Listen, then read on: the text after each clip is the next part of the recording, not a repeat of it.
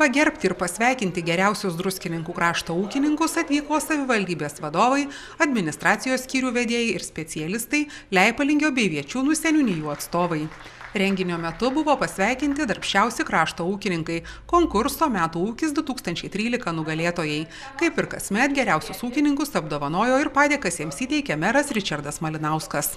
Mūsų ūkininkų sąjunga yra tikrai labai aktyvi, be abejo tai priklauso nuo žmonių, ypač nuo pirmininkės, kuri, kaip ir šiandien buvo paminėta, žino kiekvieną ūkininką, su kiekvienu bendrauja, kiekvieną galbūt netgi kai kada ir įtikinėja, kad jisai būtų šioje sąjungoje, kad būtų aktyvus ir taip toliau. Tai yra labai džiugu, kad žmonės ne tik užsidaro savo ūkiuose su savo laimėjimais ir savo problemom, bet jie ir bendrauja, jie turi bendrus tikslus, jie turi bendrus siekius, kartu atstovauja druskininkus tiek įvairiuose varžybose, tiek seminaruose, tiek susitikimuose. Tai yra didžiausias džiaugsmas mums kaip savivaldybės vadovams, kad mes turime aktyvius žmonės, ūkininkus.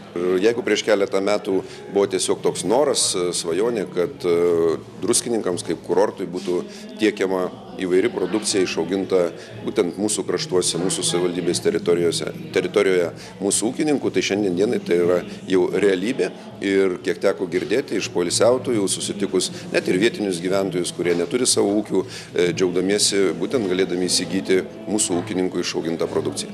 Pirmąją vietą šiemet konkurse laimėjo Gražina ir Arvydas Saugai. Apdovanojimas šeimai įteiktas už sūrių gamybą, sūrinės įrengimą bei aktyvią edukacinę veiklą.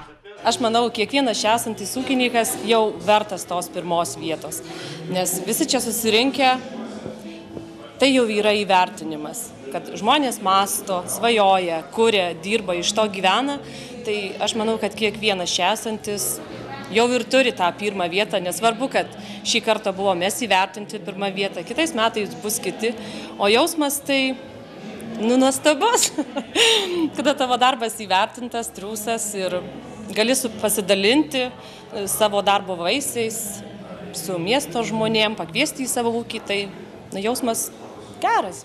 Antroji vieta šiemet atiteko Jolantai ir Algiui Miliams. Jie pagerbti už puikius bitininkystės rezultatus. Trečiosios vietos laimėtojams Zitai ir Kęstučiui Vaikšnarams apdovanojimas įteiktas už gerus kiaulių ir bulvių auginimo rezultatus. Įteikti apdovanojimai ir už atstovavimą Druskininkų savivaldybėje Respublikinėje pirmosios vagos šventėje ir tradicinėse arimo arkliais varžybose. Pagerbti ir kiti darbščiausi Druskininkų krašto ūkininkai. Pasidžiaugta, kad plečiasi Lietuvos ūkininkų sąjungos Druskininkų padalinio narių gretos. Prie iki šiol aktyviai veikloje dalyvavusių Leipalingio seniūnijos ūkininkų prisijungė ir Viečiūnų krašte ūkininkaujantys žemdirbiai. Lietuvos ūkininkų sąjungos Druskininkų padalinio pirmininkė Petronėlė Radvilavičienė sakė, kad žemė dirbantiems žmonėms labai svarbios kasmetės jiems rengiamos šventės, o išrinkti tradicinio konkurso nugalėtojus kasmet vis sunkiau. Išrinkti darosi vis sunkiau, pažangiau ūkininkauja, daugiau vienas kito pasižiūri, tikrai kaip geriau padaryti, kaip geriau tvarkyti tą ūkį, kaip pelningiau. O čia visus. Neįskirsi, kurie augina grūdą, kurie augina gyvulius, kurie gamina kokią produkciją.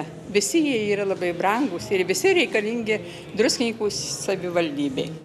Šventėje žemdirbiai dar kartą prisiminė nudirbtus metų darbus, pasidžiaugė pasiekimais.